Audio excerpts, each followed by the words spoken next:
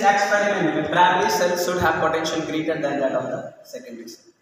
This is the primary cell, right. This is secondary या experimental cells, right. ये जो होगा E की वैल्यू E1 और E2 से ज्यादा होगा. अगर ज्यादा होगा, यहाँ पे इस तरह से प्रॉब्लम पूछे जाते हैं समटाइम्स एरर के केस में, तो मैं वहां पे भी पूछे जाएंगे कॉम्पिटिटिव में भी, कि अगर पोटेंशियोमीटर कोई भी सेल का नल पॉइंट पूरे भी ए बी वाई पर नहीं मिल रहा है, इसका क्या मतलब? इसका मतलब ये हो सकता है कि जो कनेक्टेड वाई ये सेल है उसका ईएमएफ एक्सपेरिमेंटल सेल से क्या होगा? छोटा होगा. क्योंकि यहाँ पे देखो इस पॉइंट का पोटेंशियल पॉजिटिव टर्मिनल के बराबर और इस पॉइंट का पोटेंशियल नेगेटिव टर्मिनल के बराबर. यहाँ पे सपोज करो ये 100 है ना, तो इस पॉइंट का पोटेंशियल क्या? 0 और इस पॉइंट का पोटेंशियल क्या? 100, राइट ना. अगर सपोज करो इसका ईएमएफ सपोज करो 50 है, ये हाफ लेंथ पे जाके बैलेंस कर देगा, हाफ लेंथ पे बैलेंस कर देगा. लेकिन अगर इसका 90 है तो यहाँ आके बैलेंस करेगा.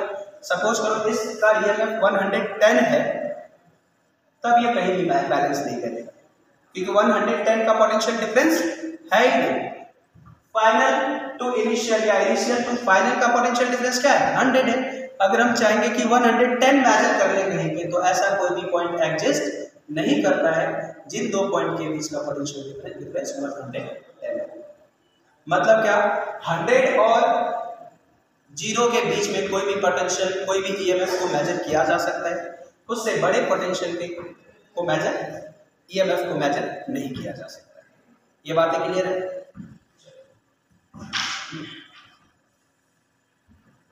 यहाँ पर लिख देते हैं the suitable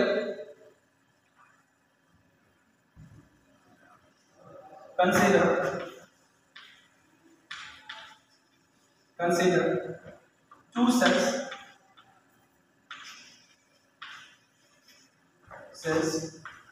of EMF of unknown EMF E1 and E2 connected at point A in order to compare the EMF of EMF of two cells. Right? The suitable diagram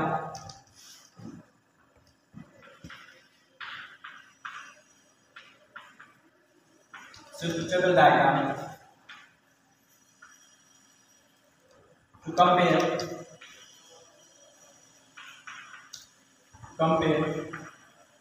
the EMF of two cells is shown in figure.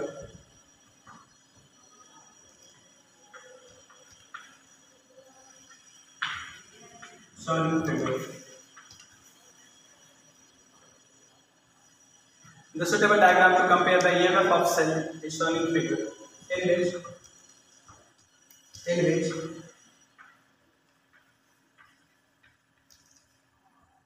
a galvanometer is connected,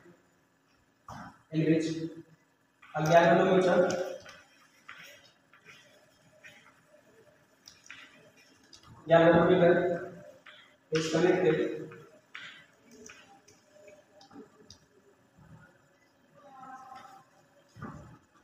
with the two-way key with the two-way key and a jockey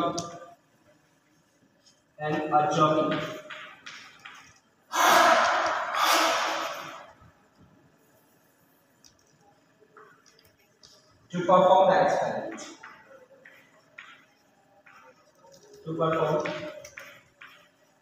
the experiment.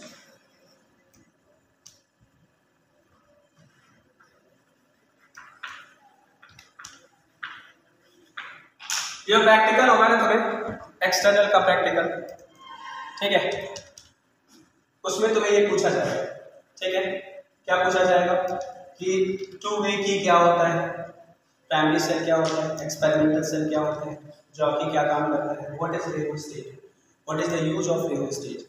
ये experiment है actually, ठीक है। 12th में ये सबसे कह सकते हो कि फेमस एक्सपेरिमेंट है, ठीक है, जो तुम्हें पूछा जा सकता है इस बेसिस पे क्वेश्चंस। अगर वाइवा होता है प्रैक्टिकल के बाद तो इस पोटेंशियोमीटर के क्वेश्चंस होते ही होते हैं। इलेक्ट्रोस्टैटिक्स में अगर कोई क्वेश्चन, सॉरी करंट इलेक्ट्रिसिटी में अगर वाइवा का क्वेश्चंस पूछा जा रहा है तो पोटेंशियोमीटर उसमें होगा ही, उसमें कोई दो बातें नहीं है। अगर प्राइमरी सेल का पोटेंशियल डिफरेंस 110 हो गया तो हो सकता है, हाँ हो सकता है। अगर प्राइमरी सिंपली देखो ना, 110 क्यों कहते हैं, सिंपली देखो ना कि ये सेल का ईएमएफ जो है, जो भी कनेक्टेड सेल है, जो भी सेकेंडरी सेल है जिसका हमें प्रैक्टिकल करना है, जिसका हमें ईएमएफ फाइंड करना है या मेजर करना है या इंटरनल रेजिस्टेंस मेजर करना है, उस सेल का ईएमएफ प्राइमरी सेल का ईएमएफ से कम होना चाहिए, चाहे 1 कम हो या कुछ भी कम, मतलब कम या एग्जैक्ट उतना हो, कम एक्चुअली कम ही होना चाहिए, क्योंकि रियोस्टेट भी तो कनेक्ट करते हैं। इन दोनों पॉइंट के बीच जो पोटेंशियल है, that potential can not be equals to the EMF से थोड़ा कम होगा, क्योंकि ये जो है ये कुछ पोटेंशियल डिफरेंस को रिड्यूस करेगा ना, पोटेंशियल ड्रॉप क्रिएट करेगा, कौन सा, resistance of the rheostat. So experimental cell should be smaller than that of primary cell. Clear, note down कर दो।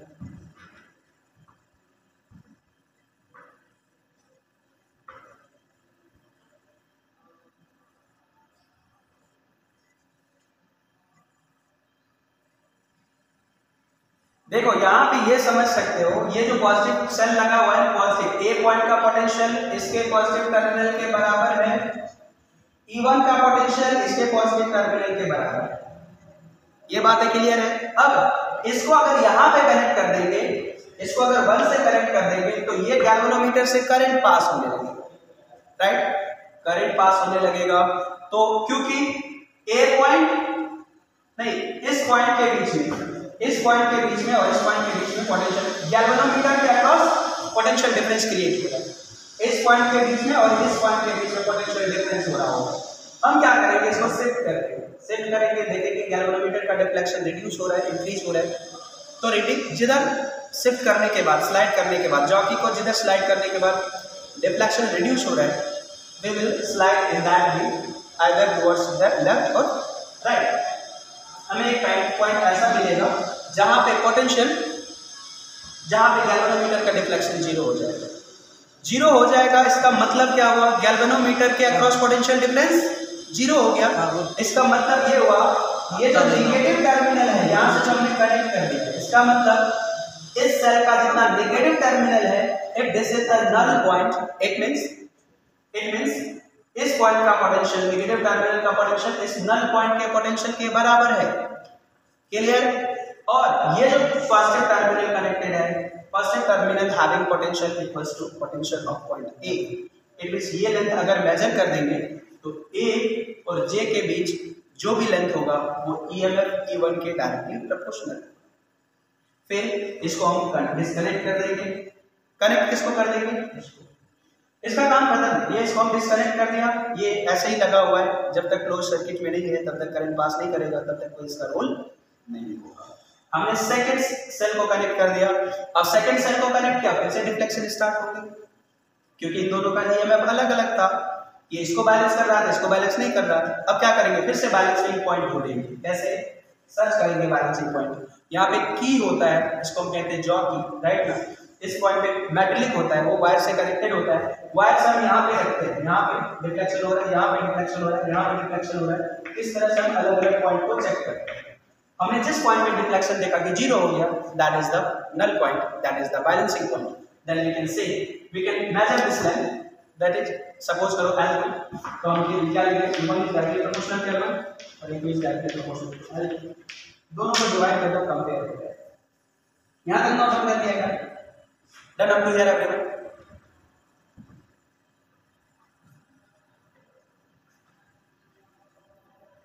Clear.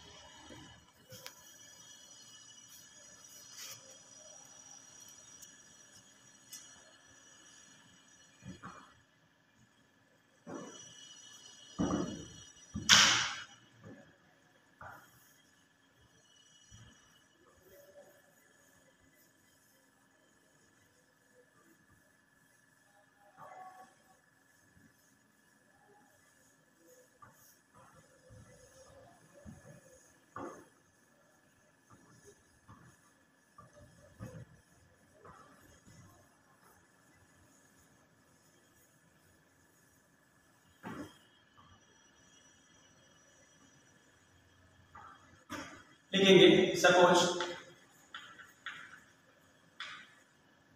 The experimental cell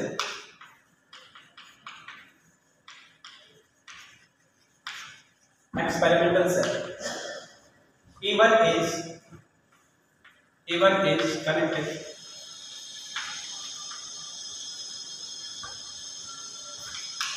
to the terminal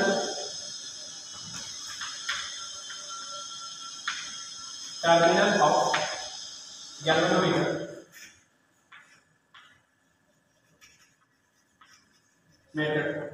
and the null point is first null point is at distance length L1 from point A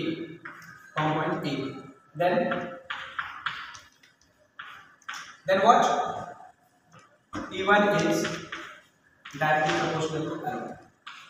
This is equation 1. मतलब L है तो हमने क्या कहा, जहां पे नल पॉइंट हो गया इसके अक्रॉस पोटेंशियल डिफरेंस इन दोनों पॉइंट के पोटेंशियल डिफरेंस के बराबर हो जाएगा EMF ऑफ दिस सेल। इसका मतलब क्या हो जाएगा, E1 is directly proportional to this, right ना। उस केस में कोई भी करंट पास सेल से नहीं होने लगेगा। नेक्स्ट क्या लिखेंगे, इन case of if cell E2 is connected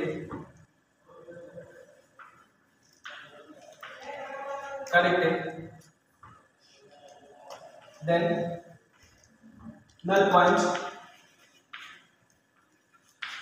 is at length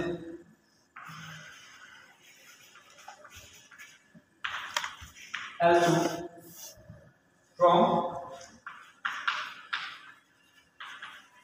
from the point A, right ना। then क्या लिखेंगे, E2 is directly proportional to L2 हो जाएगा। E2 is directly proportional to, यहाँ पे एक स्टेप्स और लेंगे, E1 is directly proportional to L1, यहाँ से लिखेंगे E1 equals to K1, इसको लिखेंगे थोड़ा चेंज कर दो, कोई दिक्कत। यहाँ पे क्या लिख देंगे, E2 is directly proportional to L, यहाँ से लिख देंगे प्रोपोर्शनलिटी कांस्टेंट हटाएंगे, E2 होगा K1, this is equation.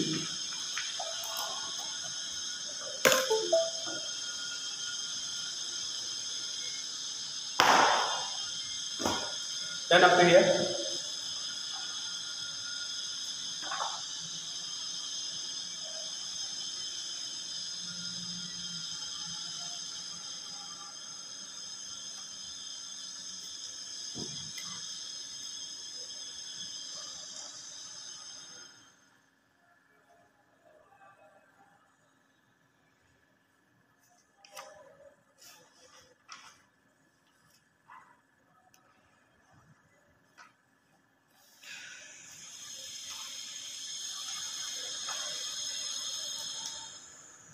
clear up to here everyone?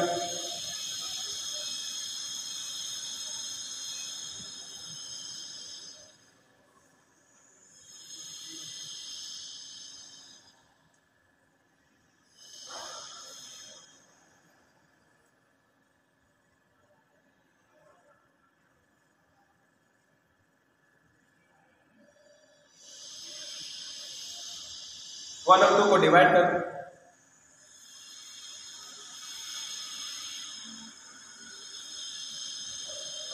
then up to here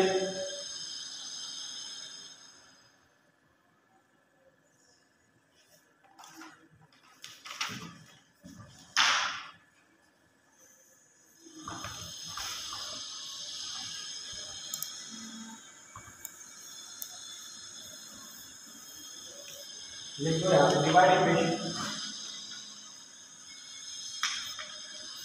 simply लिख दो इक्वेशन 1 डिवाइडेड बाय इक्वेशन, अगर करोगे क्या हो जाएगा, E1 by E2 should be equal to KL1 by KL2। Basically कैसे E1 by E2 equals to 1 L1 by. कोई problem? अब देखो, हमने बैलेंस पॉइंट मेजर करना है in case of connection of E1 and in case of connection of E2। दोनों को connect करके हमें बैलेंस पॉइंट मेजर करना है। हमने बैलेंस पॉइंट मेजर कर दिया, L1 की वैल्यू कुछ 10 सेंटीमीटर, 100 सेंटीमीटर या 1 मीटर कुछ भी आए, L1 की वैल्यू, L2 की वैल्यू, दोनों मेजर कर दिया। हमने देखा कि L1 is greater, balancing point in case of E1 is greater, it means E1 is greater than E2। कितना ग्रेटर है? L1 by L2 का रेशियो देख लेंगे। If it is 2, then we can say that E1 by E2 is 2. It means E1 is twice of the E2. If it is half ratio, L1 by L2 is half, then what we can compare? What we can find here? E1 is half of the E2.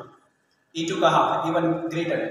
अब यहाँ पे ये compare हो गया। This is the compare. L1 L2 find कर लिया। You can compare E1 and E2. But अगर हमें कोई अननोन सेल का ईएमएफ फाइंड करना है तो एक सेल को हमें नोन रखना पड़ेगा। सपोज करो अगर E1 नोन है, हमें पता है कि E1 का ईएमएफ अगर हमें 50 वोल्ट है, तब हमने अगर इसको देखा कि अगर हमने कंपेयर किया और L1 बाय L2 अगर हमें मेजर कर दिया, तो एक सेल अगर अननोन है, then you can also find the EMF of the two cell, मतलब अननोन सेल, राइट ना। कंपेयर करने के साथ साथ you can find the EMF of the unknown cell with when you have one known cell, right ना। देखिए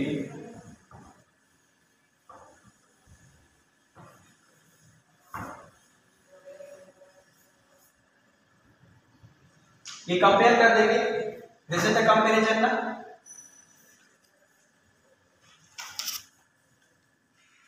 देखेंगे EMF of any unknown cell,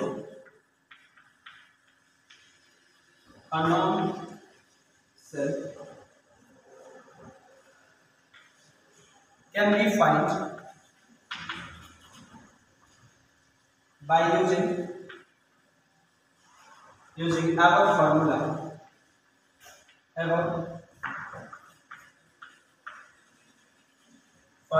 if other cell, if the EMF of the other cell, if the EMF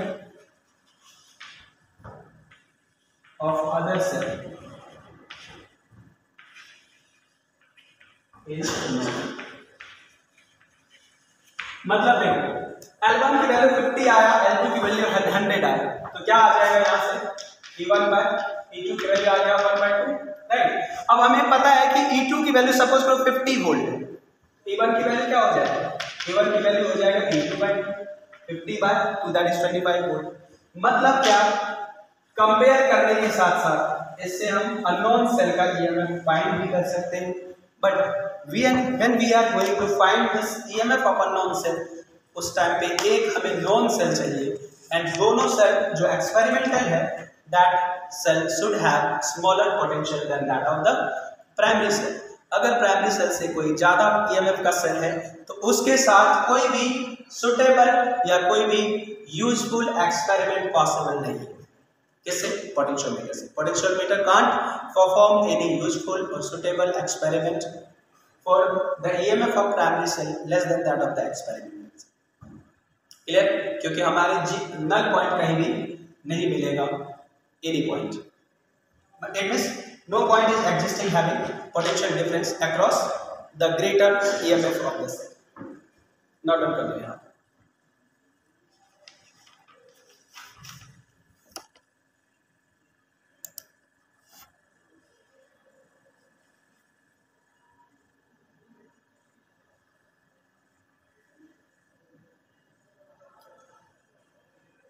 Clear up to here everyone?